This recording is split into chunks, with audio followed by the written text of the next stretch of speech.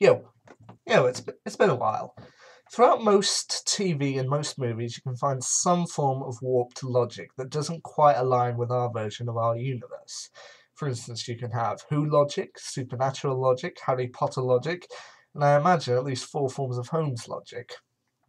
From the action thriller of RDJ Holmes logic to the quiet understatedness of Cumberbatch Holmes logic, the drunk-driven paranoia of Miller Holmes logic, and more besides.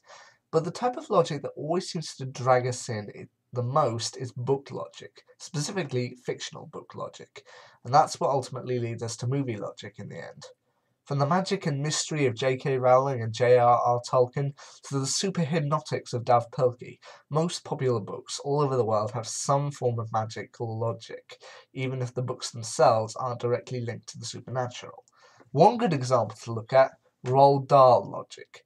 The only one of Dahl's books that we can definitively place fully into our world was his short romance story, SEO Trot. Sure, there's a spell involved, but in the tale, Mr. Hoppy knows the spell is not real, as he is simply using it as a means to an end in order to charm Miss Silver downstairs. Most of us know the tale. Swaps out the tortoises, has to change the spell around later, and eventually proposes. But the same author also gave us a mirage of a strange and wacky world.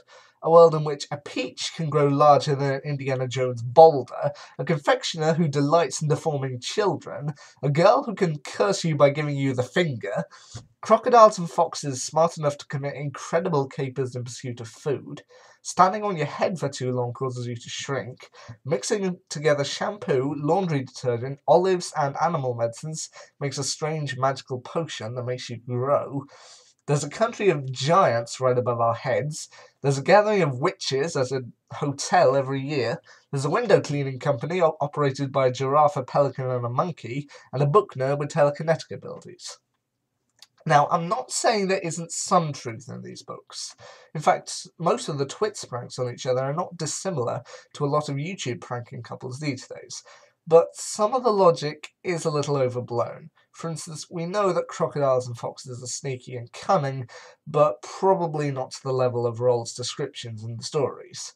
I mean, I know crocodiles are clever, we all know that, but I don't think a crocodile would be clever enough to stand on its tail whilst gripping coconuts in between its claws and holding palm tree leaves in its teeth. I mean, believe what you want, but frankly, that's just something a bit odd. Small side note, just before I finish up here. The last prank that we see in his book, The Twits, if Mr. Twit had actually been able to carry that out fully in the real world, that would have killed her. I mean, okay, in the book she states there's enough pull here to take me to the moon from the gas balloons above her head, which, for child logic, if once she got out and actually got to the moon, she would probably keep going. And that's fair enough. For child logic, that would be fine.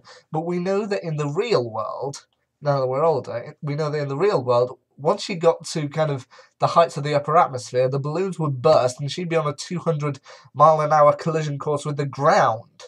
That's shockingly dark. Well, it's dark when you think of it in the real world terms. But all the same, Roald Dahl was still a great author, coming up with a whole host of books, and even though his logic could be a little bit warped if you think of the world in which all of this happens, he was still a great author and he kept us coming back for more. When we were children and when we became adults. Thank you, and good night.